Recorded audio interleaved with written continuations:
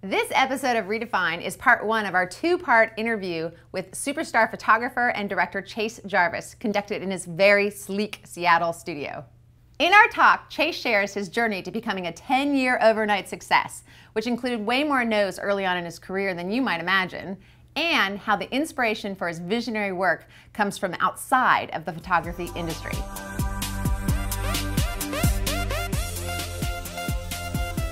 Your studio is ridiculously gorgeous. Thank you very much. I love it. I want a little kitchen in mine now like that.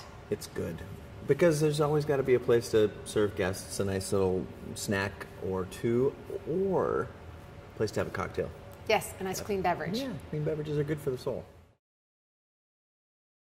So much of my personal inspiration comes from people and ideas and things that are either on the fringe of photography or outside photography entirely. Mm-hmm. And so much of photography and photographers, we spend a lot of time thinking and talking in our own circle, in our own...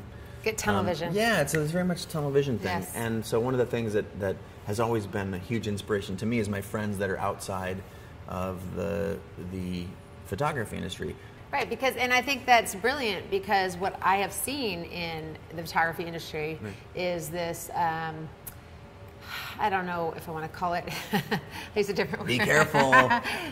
What I've seen is this tendency to go very in and get very sheltered and not recognize that most people become incredibly inspired by things outside of their industry, outside of their field. If you look at, I know the executive vice president of Herman Miller, you know the chairs? Yeah, of course. Huge photographer fan, very good photographer, and he says that it enables him to keep thinking creatively about business, because he flexes that muscle. And yet photographers sometimes shut down when you're trying to take inspiration from business resources, or even musicians or filmmakers, which seems close. Yeah, those are things that are really, that's how escape is not the right word, but that's how I take travels. That's how I go away from the everyday role of picking up a camera and holding it to your face and shooting the thing that you get paid to shoot. Right. To immerse yourself in musicianship, or in music, or in the works of writers or painters, or any myriad of things that are outside of this industry that are still creative. Yeah. That pulls on my heartstrings, my brain strings, and so that was really what Chase Jarvis Live has become, is a forum for me to get to introduce some of my friends to a cross-section of the world that they probably aren't normally speaking to, and vice versa. Right. And I find that everybody takes something really interesting away from it, yeah. me included. It's a very selfish pursuit. Yeah. Too. There's something selfish in there. I guess a lot of the cross-section of people who are interested in either being a professional creative or aspiring amateur, or maybe they just want to take great pictures of their friends, their kids, their family, or whatever, that all this stuff somehow is easy. Yeah. And it's not. No. It's a very, that's one thing that I struggle with every morning when I wake up, is that I've created something really fun for myself, where I get to wake up and do what it is that I want to do every day. But it's still like, I feel like I'm digging a 20-year-long ditch. You know what I mean? It's like, yeah. I'm in the trenches on a day-to-day basis.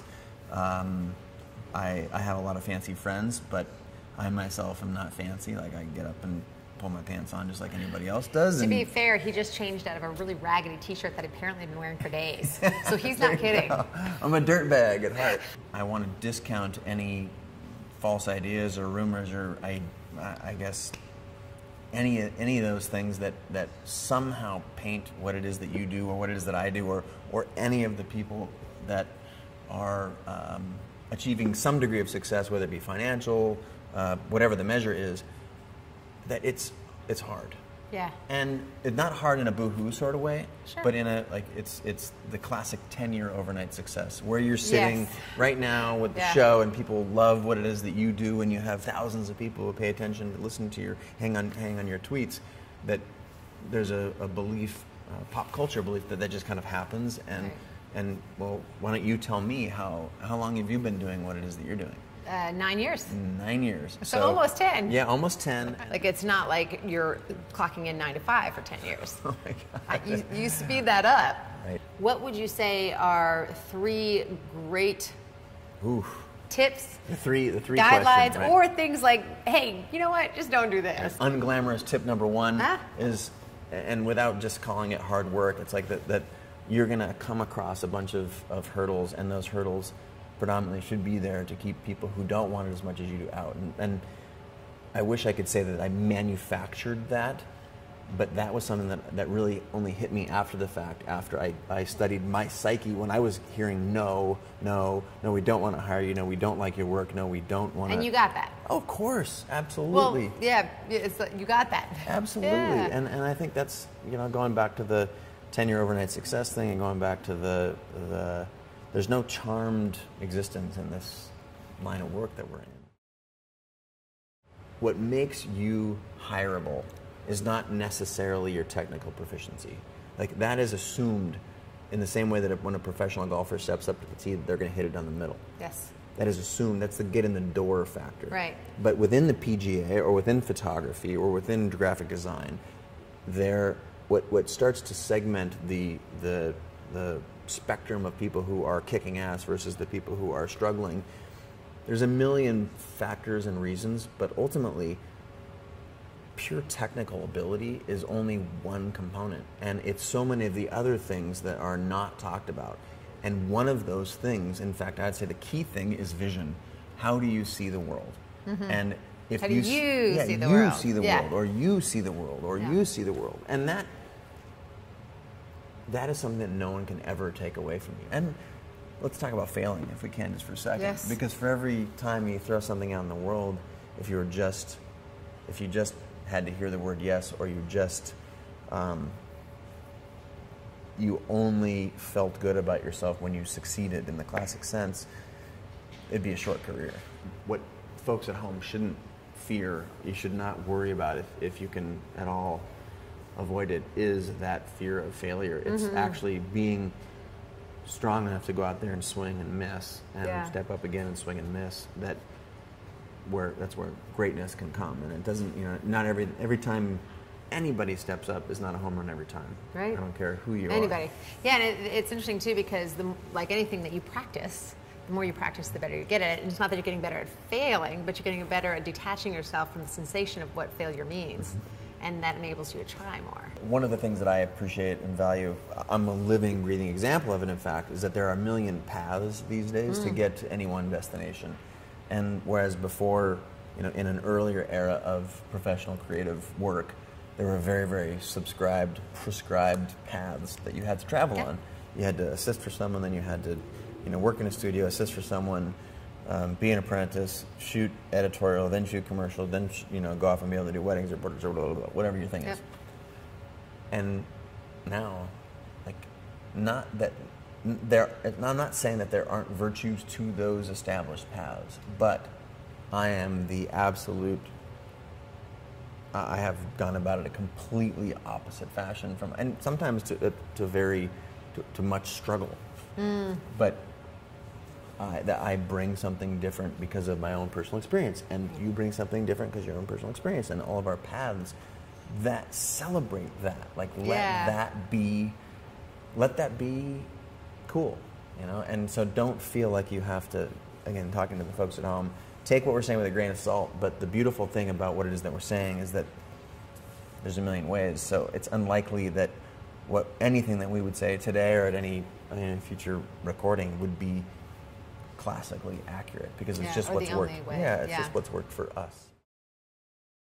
I am, at the end of the day, a maker of things, and the business that's your third point. Be a maker of things. Be a maker of things. Thank you. And she brings it around like a good hostess always does. Be a maker of things. Yeah. And as a pure maker of things, I wake up in the morning and think, what is it that I can make today? And part of what... Do you do like this?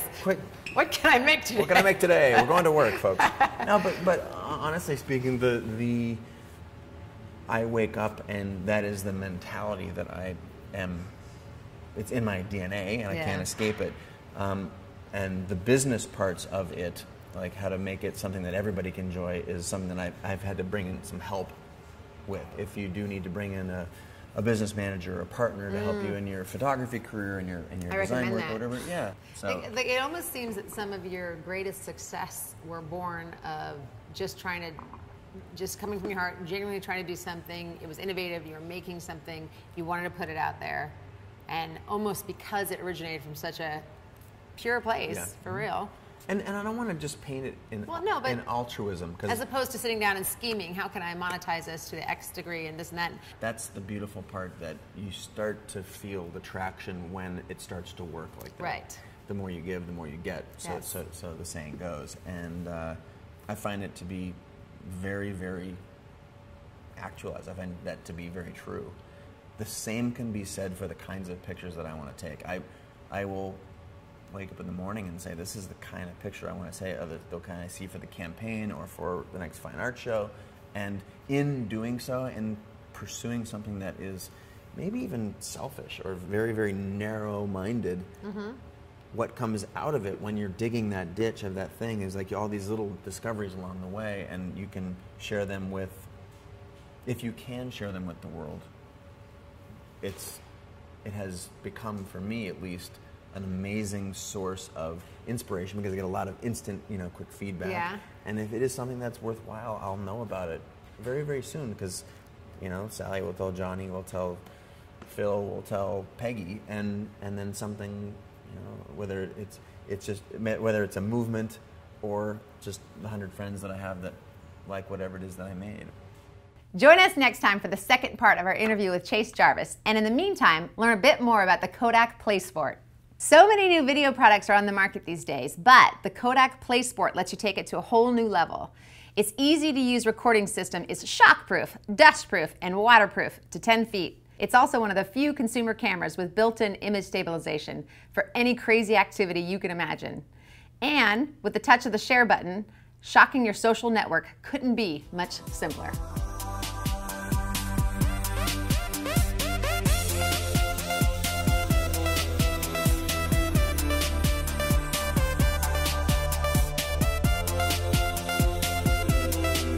Special thanks to our sponsor, Adorama.